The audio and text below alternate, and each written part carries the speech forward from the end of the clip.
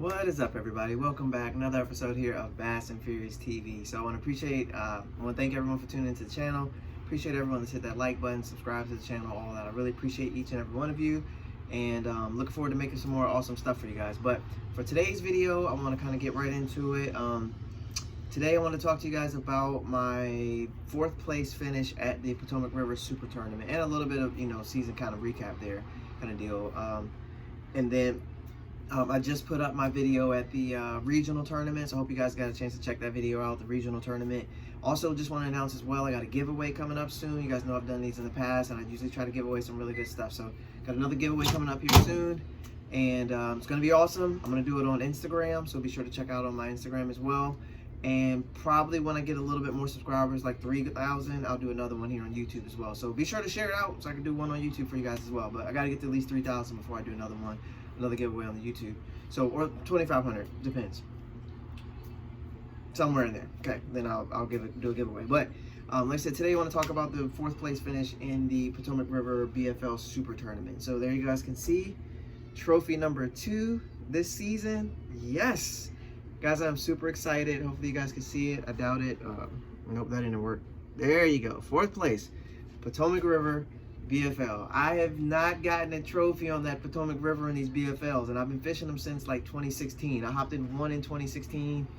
I hopped in one after that. Like I cherry picked the Potomac River BFLs because it's where I fish at all the time. You guys know I'm out there. If you watch my series, I got a Wednesday night series, fishing series.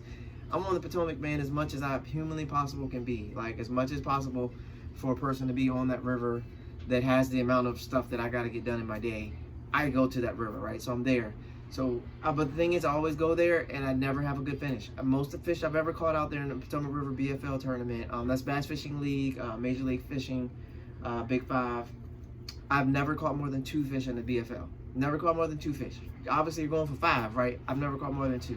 So this year I fished the BFL, I caught 2. I showed up on a Wednesday night, I sacked 5 and had almost 15 pounds. The next week I showed up, I sacked 5 and had almost 14 pounds. I got big fish out there. I got 4th place, 4th place, 5th place, 4th place, 4th place. Like, I did really well on the river out of my own boat. Something about getting out there on the river, getting in the back of someone else's boat, I don't thrive there for some reason. I haven't been able to be successful doing that consistently or even at all. So to get there, all right guys, like I was saying, I have yet to be successful out of the back of someone's boat on this BFL deal. So I don't know what that is. All right guys, so I'm not really sure what it is when it comes to being out of the back of someone's boat. On the river, you kind of think that you should be able to get to this side, get to that side. You should be able to do some things out of the back of the boat. It's been a little difficult. It might be because I'm just so used to targeting certain things from the front of the boat. I know what I'm looking for. I know where I want to go. And then when I get in the back, you kind of see what everyone else sees, and it gets really hard because you don't want to fish what you don't think is going to be good because you see what's good. I don't know, guys. I don't know what it is. It's a weird thing. But the good news is I overcame that this year, and I'm very thankful. Thank God. I also thank my supportive family cheering me on and rooting me on. And just being very supportive of what it is that I'm trying to do. So I appreciate them and for allowing me to get out here and work hard and try to put in this work and be successful at the fishing. So I managed to get a 4th place finish, and what I wanted to do in this video is talk to you guys a little bit about my day, what happened, how I kind of set up type of thing. So basically you get there in the morning, I draw a boater from West Virginia, can't remember his name, really nice guy, really great guy. We had a fog delay that morning, so a lot of guys had some things they wanted to do in the morning time, and we ended up sitting there for an hour before we could even take off. So we had an hour delay. So the tournament supposed to be on the water, launch by 7. You get there 5:30, right? Trying to get situated. 6 o'clock, you're on the boat. Go through boat check, the whole deal, and then you sit and wait. And we should have been launched in like 15 minutes from the time we got everything situated. We should have been taking off, and actually not us because we were like one of the later boat numbers, so we wouldn't have been taking off right then. But they had a fog delay, and the fog delay was almost an hour. So a lot of people in their morning bite, the first trip they want to do, all that, didn't pan out because of the fog delay. So what ended up happening is, when we finally went, we're supposed to go at 7, we ended up leaving until about 8.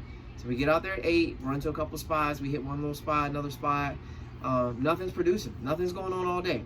It's kind of, the stuff we were fishing looked great. It looked phenomenal, but there was no fish. We got a bite here and there, like a missed a perch or something like that here and there.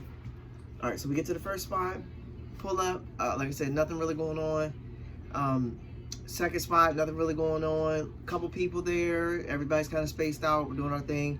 But again, we're not getting any bites. We're getting, I feel like I missed something small. Boulder felt like he missed something small. And then, bam, like it switched. It switched and it went, good night. It lit up, man. So Boulder starts catching. He's got 2, he's got 3. Like he is just catching. I mean, I think he's got 3. Really putting them in the boat, right? Like at this point, it's turned into a really good day. I'm still struggling a little bit though, because what he's doing and the style he's fishing, I'm not quite, I'm ready for it, but the area he's in, he'd been practicing in, he kind of knew what to do there, and he had a really good system. I think he had 2 rods on deck. He knew what to throw when he saw what he saw, where we were at. And I hadn't fished this stretch of the river before. So for me, I'm like, this looks like this spot, so let me try this. Try to fish what's in front of me. But I was struggling a little bit. I couldn't quite get anything going. He's got one, I'm getting the net. He's got one, I'm getting the net. He's got one, I'm getting the net. I'm like, man, this okay. So I gotta, you're on the water, you gotta adapt, right? I gotta fish what's right in front of me. I tried some stuff that has worked in different places, wasn't working. So I switched to a regular good old Senko, right? Picked up a Senko, pitched that sucker out. We're fishing just some shallow grass, nothing crazy, it's river stuff, right? So just on the grass. Twisted a couple times, let it fall down in one of the little holes I saw a fish come up, grab it. I saw the bait disappear. I didn't know, I wasn't too sure that he like had it, but I didn't see the bait, but I am fishing in the grass, so I saw the fish. It looked like he had something, so let me yank, bow, yank, got him, boom, fish in the boat. And there, finally, the boater's got like 4, I got 1. I'm like, all right, here we go. Boater's got a limit now. Boater's calling now, still sitting on 1. Picked up another bait. I went for a drop shot this time. I'm like, I'm trying the Senko deal, it's not working. Switch to a drop shot. Pitch it out in the grass. Top hop. I really never felt anything. That's what I'm kind of implying on that Senko fish. I never felt the fish bite. I saw him eat the bait, but I never felt the tug. So I was like, I don't know if I need to yank. Did he swim up and miss it? I just never felt it. Same thing with this drop shot fish. I never felt it. I just sitting there. I'm glad I was watching my line, because the line just like took off. But again, I never felt anything. So I was like, all right, I'm about to yank. Boom, yank. Another fish. Now I've got a little deal going here. I got about 2 fish, 12 inches, 13, 14 inches, something like that. Feeling pretty good. Like one was like a pound and one was a pound and a half. Nothing crazy, but I'm like, I got 2 fish now. Boater calling again. Not even able to upgrade because these fish aren't helping him anymore at this point. Throwing them back. I'm like, oh boy, here we go. I'm stuck at the dreaded 2 again. I was like, I can't get off of 2. I've got to get off of 2. Like, I've got to get off of 2 fish. I cannot. So what ended up happening is, the wind picked up where we're at. Tide's moving pretty good where we're at. I was like, I got to go with something else. I've caught fish on it before.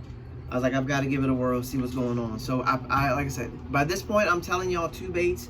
By this point, I'd already thrown the swim jig. I thrown a regular jig. I threw chatterbait. I threw top water. I threw obviously the Senko and the drop shots. I've already went down to all my finesse stuff I got, right? I went through a lot of stuff, a lot of baits, trying to just dial in certain things. And that's one of the things that I tend to do a lot when I fish. I retie a lot, and I go through a lot of different colors, because you guys know how many times you come back to the ramp and somebody's like, oh, I threw June bug with the chartreuse tail, and that's how I caught all my fish. And you're like, that's the one color I didn't throw. You threw black, you threw red, you threw green pumpkin, you threw watermelon red fleck, you threw all kinds of weird colors. And then somebody comes back and tells you they threw June bug, and you're like, oh my God, I can't. So I've been determined lately to make sure that I go through every color to make sure that I'm not missing something. But sometimes I may need to just keep something in my hand and just, I know that it works. So no point in switching up too much stuff. But in this case, wind picked up, tide was rolling, got pretty good above the grass that we were fishing. I was like, let me try something else. I got another deal. I'm gonna run monofilament line so I can keep it kind of closer to the top. But let me try. So this is what I ended up picking up, guys. The 13 fishing jabberjaw in this exact pattern. So I believe this is the Tweety Pie. 13 fishing jabberjaw. This is the shallow running one. Basically what it is, it has a blade here. the blade can go side to side on it while it's running, so it makes a unique sound. It's like fishing a chatterbait, but you're also fishing a crankbait. So you got that profile, but then you got that blade, and y'all know on the river that blade is the deal. So I picked up the blade, but also with the crankbait on it, and that's it, man. From that point on, I got fish number 2. I had number 2. I was sitting probably like another hour and a half. I'm still like, come on, I got to get one more drop shot. Come on, please work out. Nothing was panning out. So I picked this up, fired out the back of the boat. Real. Bam! I get hit. I'm like, oh, here we go. I don't know. It's buried, and I finally see it. He's only got the back hook. I'm like, all right, back hook is good enough for me. Got him close to the boat. Boater got down, got him. It's like 1.25 pound fish, but that puts me at like, you know, almost 3 some odd pounds. Finally got 3 fish. I told the boater, I looked at him, I was like, dude, I've never caught more than 2 on the river. So thank you, boater man, for getting me around the fish. I still got to catch him. He didn't put him in the boat. I still had to figure out how to catch him. I tried matching similar stuff to what he was doing, but he was just so good with what he was doing. I just felt like that wasn't going to be my deal. I even had someone that was out there fishing with us that was like, dude, did you try to throw what he threw? And I'm like, I did. It's just not panning out for me at all. I wasn't able to do what he was doing with his bait. So I had to stick with something I have confidence in. And that's one of the things I want to share with you guys. I got to have confidence in what you're doing. I got confidence in throwing a jabber jaw. I 100% have confidence because it's caught me fish in a lot of places that other stuff may not work, especially on the river too. So I picked up the jabber jaw, caught one, probably 1.25 pounds. I was like, all right, bet. Kept on casting. Bow. Then I got another one on here. So I'm at like 3 pounds. Probably 3.5 pounds with the fish I got so far. End up catching one good one on this sucker here. They ended up getting me to about, and it was a tough day on the river, guys. 8 pounds made it to the boater day 2. 5 pounds. I think it took 3 pounds to get to day 2 for the coast side. And I had like 5 pounds, 12 ounces. So almost 6 pounds from me. But 2 of my key fish came, my biggest fish came on this. I had one more on it. I leaned into him. He was coming towards me. He ran into the grass. He ended up getting off. I reeled in the grass. I was like, there's got to be a fish in here somewhere. There was no fish. So I was like, okay. That would have been my 5. I picked back up my Senko, tried to get 5 that way. I couldn't get 5. I only ended up with 4. 2 out of the 4 came on that 13 fishing jabber jaw. So what got me to day 2, which put me in position to get this trophy right here, was the daggone jabber jaw. So I'm super excited about that. Now, as we get to day 2, day 2 is not nearly as exciting. Day 2, I pulled up. I drew a boater. A guy I had him as a boater in the past. We both were in 7th place going into day 2. So top 10 made it out. Top 12, something like that, made it out for the next day. I made it, so I was there. And I got another guy, 7th place boater and 7th place co-angler. We went out together, and basically we just do a vibrating jig all day.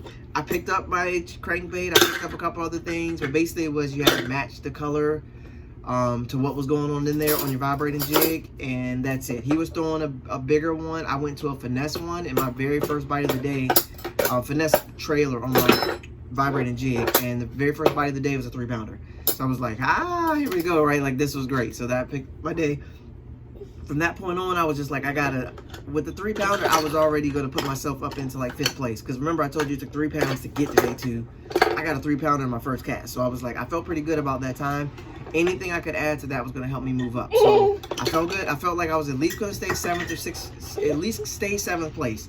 But I may could have got to 6th or 5th with that one fish, probably 5th. And I was like, I may get a trophy. Now I just need to pound on and try to get the rest going. What ended up happening is I got the ended up catching 3 more fish. I had 4 fish for 7 pounds and like 12 ounces, something like that. Put my 2-day total at almost 13 pounds 3 ounces, I believe was my 2-day total. 13 pounds 3 ounces, 13 pounds 3 ounces, I think, or 2 ounces. One, I'm not sure which one. The reason why that matters is because by 1 ounce I lost out on 3rd place. So I had 13.3. The guy in front of me had 13.4, or I had 13.2 and he had 13.3. So 1 ounce. If I could have got keeper number 5, I would have went to 2nd place.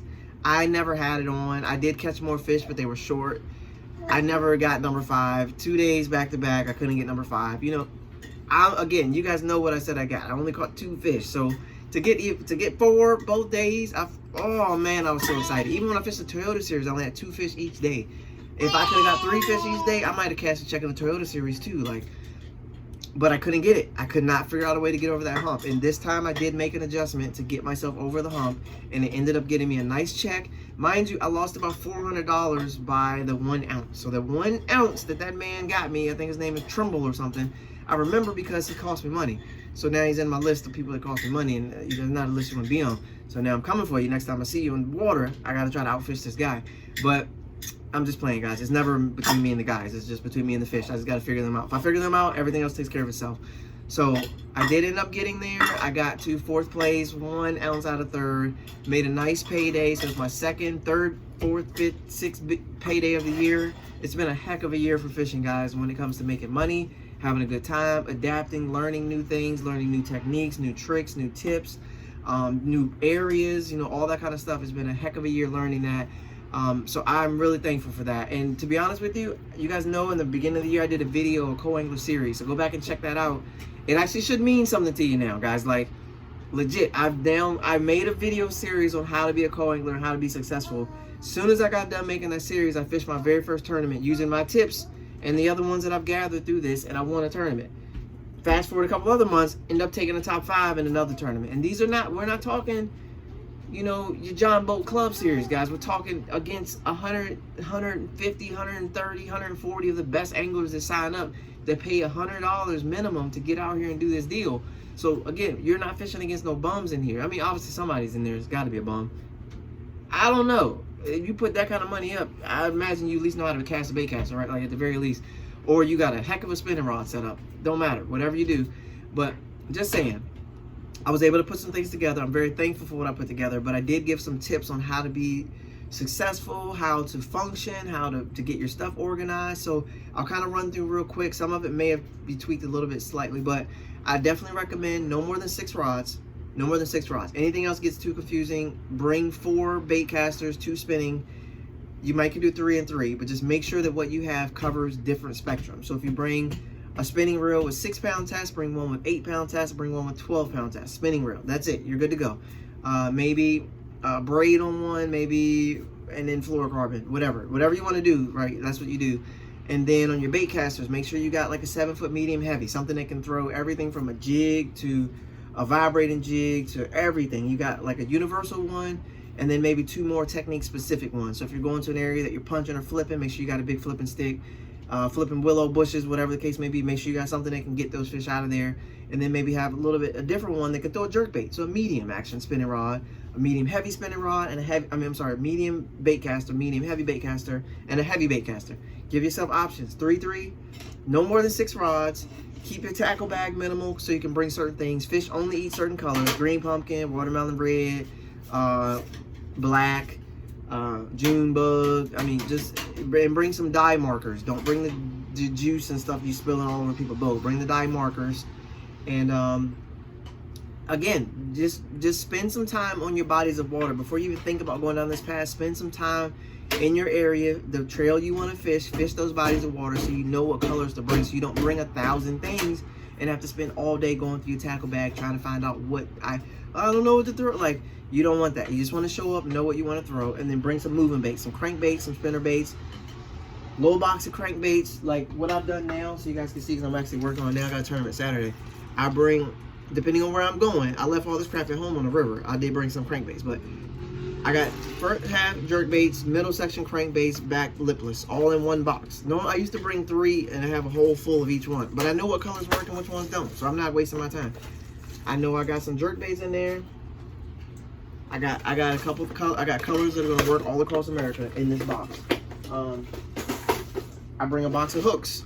I got my hooks organized: shaky head hooks, drop shot hooks, wacky rig hooks, lead wire, flipping hooks, replacement treble hooks, all that. And that's it. And then I bring a bag of spinner baits, and I bring a bag of buzz baits. Okay, throw them in my box. I'm out the door. The next bag I have is soft plastics, and I pick the colors based on where I'm going. I use these bags, 6-inch bags. This one's empty now because I'm about to go through all the colors. Okay, that's empty right now. So basically, I fill the bag with stuff. I throw it right on top of what you just saw, inside of a little Plano bag or whatever. Is this Plano? I don't know what it is. It's something. Put it right on top of that. I put some pliers in here, put some scissors in here, put some glue in here. I put some sparkle stuff in there. I put some scents in there. I do all that. And then if I have bigger plastic things, like these big, I use these flukes and Kitex and stuff. So I put them in the side pockets because they're big, hard plastic shells and I don't want to mess up the tail. So I put them right in the side. And that's it. That's all you need. Like, seriously, that is all you need to go fish these derbies. That's all you need. A couple crankbaits, couple jerkbaits, couple things, throw them in the bag, head out. Spend more time focusing on what's right in front of you and honestly, like, creating stuff. So there's sometimes I get out there, I don't have the right thing, I got to create it. So it forces me to think, how do I make an underspin right now? Let me take this off of this, let me take this off of this, let me put it together and let's try it that way. How do I match the color I need? I need orange, I need chartreuse, I need this. So I take off a blade off of one, take off a blade off another, put them together. I make stuff while I'm out there. That's like the key, so I don't have to bring every single one that I own. I can make something while I get out there, be a little bit creative, and then it's just a matter of just fishing it, right? Just going for it. I gotta have a line in the water, to actually catch fish. So with that being said, the season before this tournament, it was a little rough. I think I caught one fish at Smith Mountain. I caught 2 fish at the Potomac. I didn't catch any fish at the James River that were keepers. I did catch fish. I caught a bunch of fish. They weren't keepers. And then I got to the Potomac and ended up taking a 4th place. As you guys can see in the regional, I did okay in the regional by my standards. That wasn't an acceptable result, but it was because it was a new place that I hadn't gone to. But I always expect myself to do better. Personally, I'm not so much concerned if I win. I just feel like I can catch fish at these places because I know how to catch fish at these places. So when I don't, you know, you look at it as to what opportunities you had. And of the opportunities that were presented to me at Lake Murray, I capitalized on every single one. There wasn't anything that I missed. I missed some bluegills, right? Because I was setting the hook on them like they were bass and they weren't. So I missed those. That's okay.